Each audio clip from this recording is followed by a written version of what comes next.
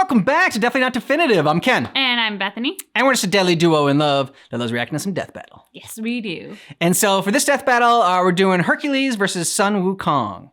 And if you want all of our death battle reactions, check out the description of this video. We got a playlist there for you. And normally what we do for death battle is we have like a bet going on and we just see, you know, who can guess which character is going to win. We put money on it. But that is over for this year and we'll pick it up again next year. So this one we're just watching for fun, just for funsies. Just for fun. Yeah, exactly. If you want early ad-free access to our reactions, check out the description of this video for a playlist and for a link to Patreon. All right, ready? I'm ready.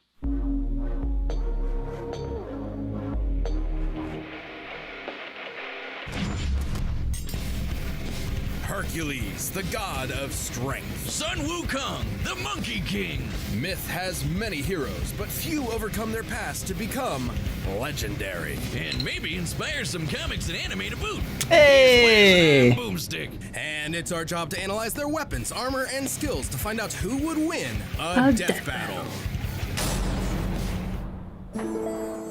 He's the man, the myth, the legend. He's Hercules. Stories of Hercules exist in many iterations, but we'll examine the earliest known accounts. The I don't legend play of Hercules. Heracles. No Disney zero to hero, just the classic Greek myth. And like most ancient Greek stories, it began with Zeus being a total creep. The god of thunder did his thing with a princess by disguising himself as her husband. Oh, what the hell, man? And thus a demigod was born, who was named Alcaeus. But Hera was pretty pissed Zeus had cheated on her yet again, so Alcaeus' human parents renamed him in her honor. Yep, Heracles means glory to Hera. Too bad she had already made up her mind though, and that kid was gonna pay. The child would need some way to survive Hera's wrath, so the goddess of heroes carried out a plan that was, frankly, insane. Athena tricked Hera into nursing the baby Heracles, and her milk gave him supernatural strength unbound, even beyond many of the gods themselves. So strong that he hurt her and caused her to spray milk all over the place like a boob sprinkler, which in turn created the galaxy. Yep,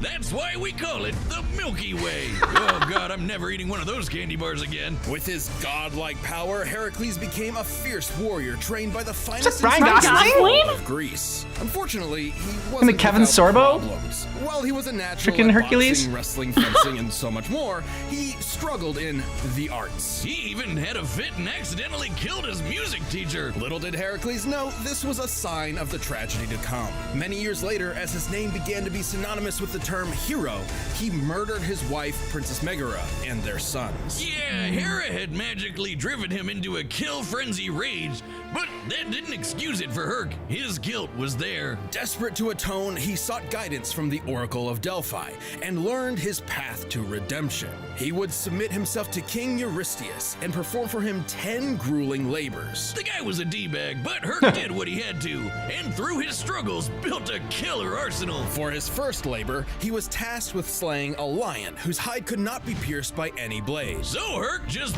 beat the lion to death with his bare hands and took the pelt as armor for himself. He defeated a flock of metal, man-eating birds with cortalas so loud no living thing could bear the noise. He battled a multi-headed hydra, cauterizing its necks after each decapitation so the heads would not grow back. A lot of sliced off heads meant a lot of blood spilled, and hydra blood is extra poisonous. Even gods fear it, so Herc dipped his arrows in the stuff for later use, like when he used them to take out centaurs, titans, and even the sun. Sort of. The details of the Smith differ, but in some versions, Heracles was so fed up with the desert heat, he fired an arrow at the sun, the physical embodiment of the god Helios. I guess that's one way to cool off. Take that, global warming! To reach the sun, his arrow would have to fly 90 times faster than light. The maximum draw weight of a typical recurve bow is about 40 pounds, shooting an arrow 300 feet per second. Shooting one faster than light would require strength incomprehensible to mortals such as us. Anyway, Herc completed his labors, but the king was a sore loser and axed 2 of them for cheating,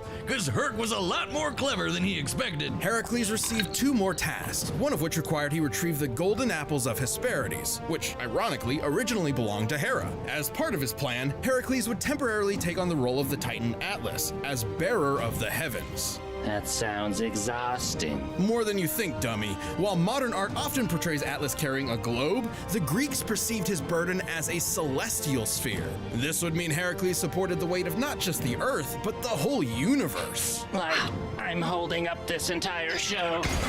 The common view of the time was that the universe was endless. Even chaos, the primordial origin of everything, was boundless. Meaning, Hercules held up the weight of conceptual infinity. Luckily, Herc's got one hell of a drive to persevere and to make amends. Like when he met King Admetus, he got to party it up and was too drunk to realize the king was in a really bad state because his wife had just died. Reminds me of someone. Can't imagine who. Well, Herc felt bad, so he decided to make it up to his bro by literally Hercules beating blood? up the god of death until he returned Admetus' wife. And that's true best friend material. Think so. Whiz. Heracles frequently surprised others with his wit, particularly with finding solutions hidden in plain sight. For example, when he wrestled Antaeus, a giant who was invincible so long as his feet were on the ground, Heracles simply picked him up and strangled him in the air. Okay. Even giants and the god of death couldn't end his story.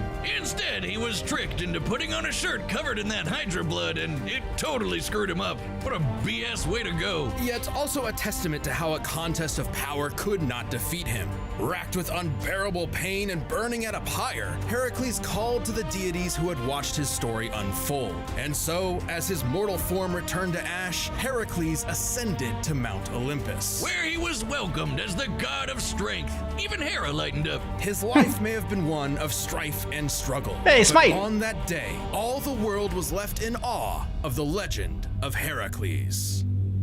Even more impressive than I knew. Yeah, right?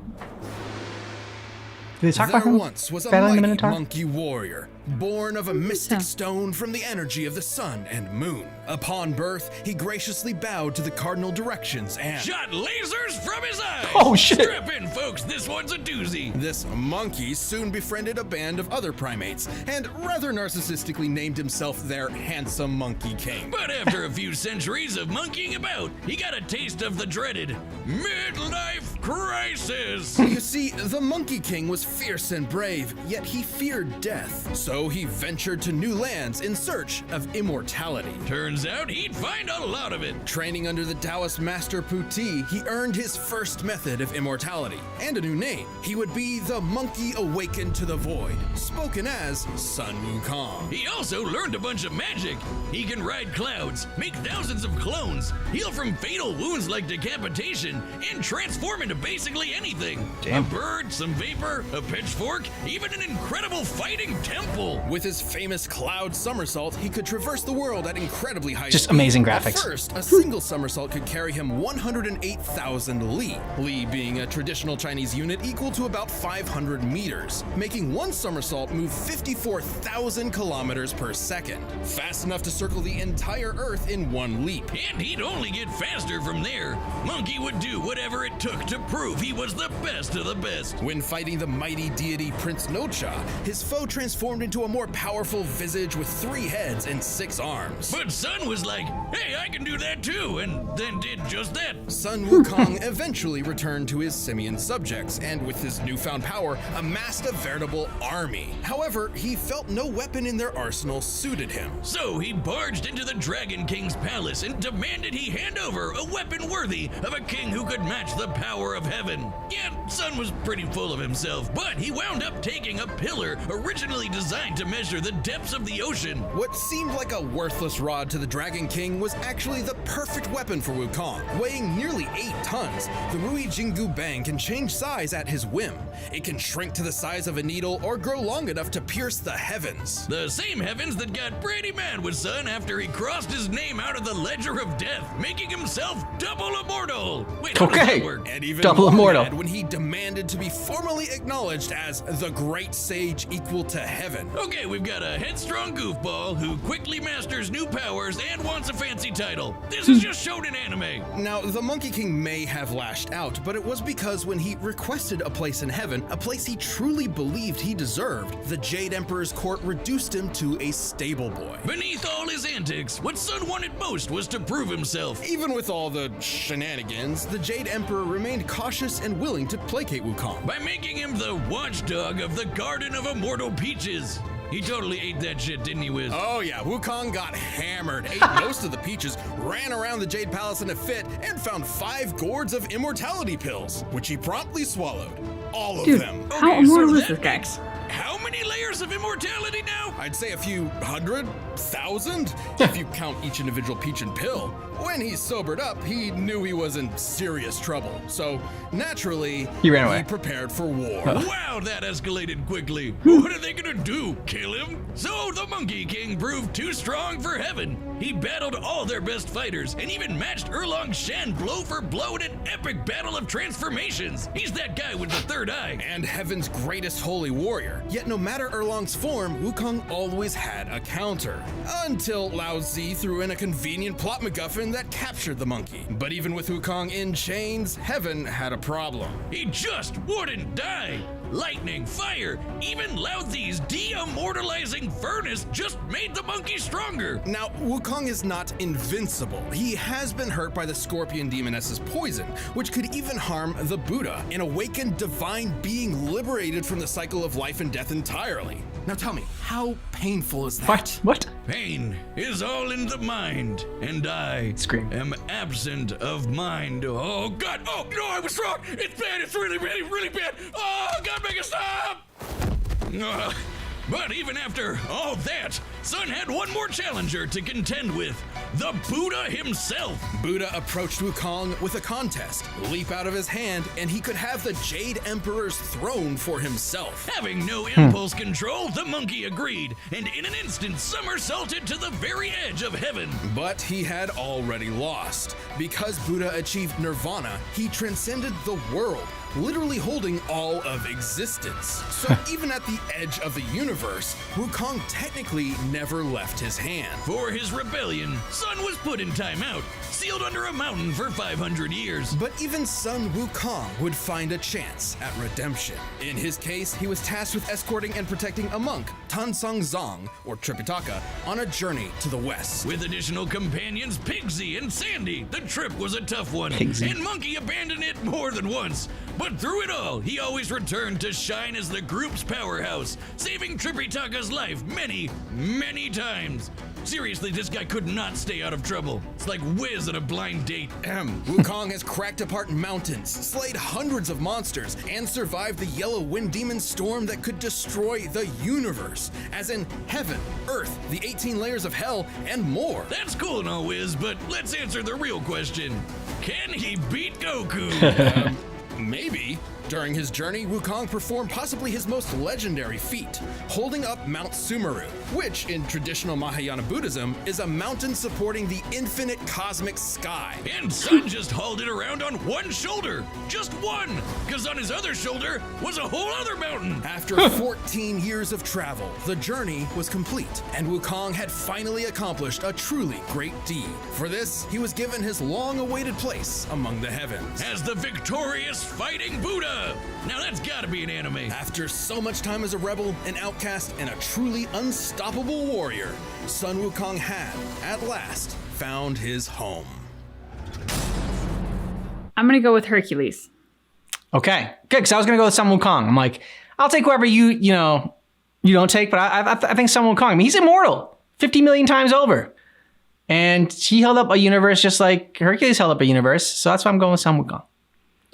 But Sun Wukong was outsmarted by Buddha, and Hercules wins fights because of his intellect and his wit. So, I like that. Okay, and Sun Wukong is kind of a little punk. I didn't think you'd like him like some stuff he did. I like Sun and Ruby. This guy doesn't seem very much like Sun from Ruby. All right, the combatants are set, and we've run the data through all possibilities. It's time for a death battle!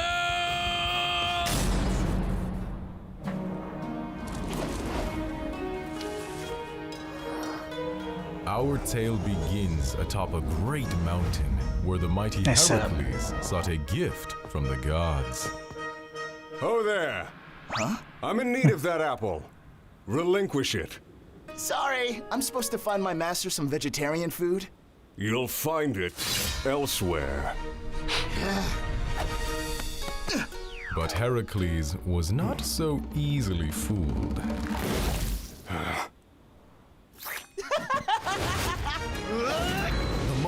King's strike rang true, but he'd not so easily overwhelm the god of strength.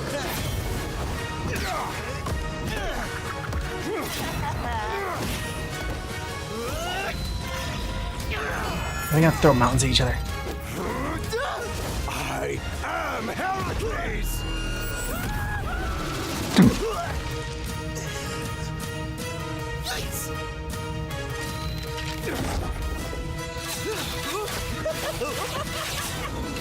Yep, don't want one of those poison arrows to hit you.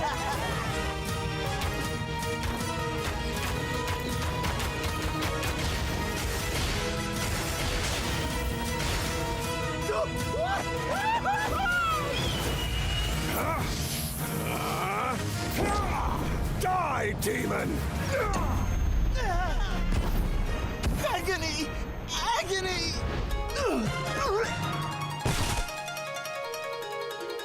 Come on, son, get up. The Monkey King fell into a strange forest, in awe at such a wondrous fight. But should he mistake his fear, he might lose his head. What? I haven't had such fun since I fought all of heaven. Chained!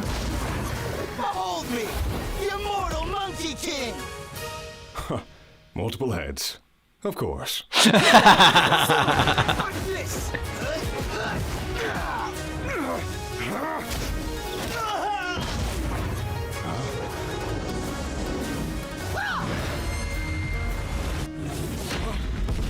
Oh.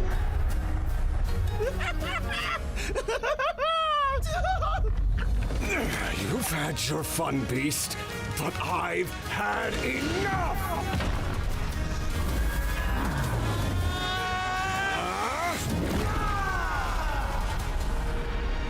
I like how different they are. In heavens above, the gods witnessed their earthbound selves, and so joined in battle. Ooh. The god of strength mustered the heart of Olympus, while the great sage harnessed power equal to heaven. Thus, No, celestial. the Monkey King emerged victorious. Ooh. Wow, would you look at that? I struck him so hard he was reduced to nothingness. With a formidable foe slain, stricken against the mountain's breast, so ends our great tale of East and West. KO! Talk about a Herculean matchup! Heracles was among the greatest heroes in myth, but the great sage equal to heaven held many more advantages. You'd think Sun might not measure up to the god of strength, strength, but he totally could. Remember, he carried Sumeru on his back, the mountain holding up the infinite celestial sky, like how Heracles held up the infinite celestial sphere. As befitting heroes of myth, they were on par in that they were both incomprehensibly strong. However, Wukong's healing abilities meant he could bounce back from Heracles' deadliest blows, whereas Heracles did not have a similar option. But Heracles did have one way of putting the Monkey King down. His arrows dipped in Hydra poison. The Hydra poison threatened even the gods of Olympus, similar to the scorpion sting. Whether or not it would be fatal is questionable, but it could have incapacitated Wukong, similar to how it affected Heracles himself. But that is one very specific win condition, and we're looking at this with every possible option in mind. With his variety of clones, transformations, and numerous other spells, Wukong's arsenal was far more versatile. Like, there was nothing stopping him from making thousands of clones of himself and just sitting back while they beat up Herc for him. Unsportsmanlike? Sure. In character? Absolutely. Even then, those arrows would have to actually strike Wukong, which would be extremely difficult. Yes, in some depictions, Heracles could potentially shoot the son of Helios, his arrows flying 90 times the speed of light. However, in his contest with the Buddha, Wukong leapt to the edge of the universe in a single second. To do so, he had to be moving over 1.4 quintillion times faster than light. Holy Making hell. him way faster than Herc could ever hope to be. Heracles held might of mythic proportions, but barring a lucky shot, Sun Wukong's versatile magic, similar strength, and absolutely absurd speed overcame this foe, fitting for heaven's equal. When fighting Sun Wukong, Heracles missed his chance. The winner is the Monkey King, Sun Wukong. I like that they covered that fact that like Hercules could win, but like the majority of the time Sun Wukong would win. Like Hercules would need kind of like a lucky shot with the poison arrow in order to get him, which I thought he hit him with the arrow in this one at least. But he hit one of the clones. The clones. Okay, yeah. All right. Yeah, this was a good matchup. My knowledge of Sun Wukong is really limited, like to next to nothing. And I knew a lot more about Hercules coming into this. So it was interesting to learn more about Sun through this. It's cool to see how much he inspired different anime as well. Like knowing nothing about him, I didn't readily have that knowledge or connection or history. So then to see this and be like, oh yeah, it makes perfect sense. The Saiyans, of course. Yeah. Like, I get it. But I never had the backstory or the knowledge to piece that together on my own. Also, like, I didn't realize how much of a goof and how mischievous Sun Wukong was. I don't know why. Like, I mean, I knew nothing about him, but I don't know why I would have thought like he would have been more, I don't know, like Zen-like and yeah. And so like, this was a cool matchup because Hercules was all serious and Sun Wukong was all joking around. So it was fun to see them battle like that. And I like the stylization that they did for this. Yeah, I really liked that. They really leaned into the mythology of it all, and the art was really cool. Yeah. Sun Wukong actually reminds me kind of like Loki. Oh, okay, yeah. Like, I realized that skill-wise, the matchup against Hercules makes sense for the strength and the epic heroics and warrior kind of style that they have. But personality-wise, he makes me think of Loki. Yeah. I didn't realize some of the feats that Hercules had. I thought I was impressed. Like, I didn't realize he held up the same, like, universe, whatever that Atlas did. And I was under the same impression that, like, Atlas held up the world and didn't actually hold up the entire universe. But I guess that's what he does. And so that's what's cool about Death Battle. Like, in addition to seeing, like, a fun fight and whatnot, and it's cool learning about different shows, different characters, and this time, like, mythology. Yeah, for sure. Which mythology never gets old. Yeah. I can always go back and dive into mythology. Let us know what you thought about this battle down below in the comments. And if you want all of our Death Battle reactions, check out the description of this video. We got a playlist there. Got a link to Patreon as well if you want early ad-free access to our videos. Thanks so much for checking out our reaction for Death Battle, Sun Wukong versus Hercules, which keep in mind that our reaction is definitely not definitive.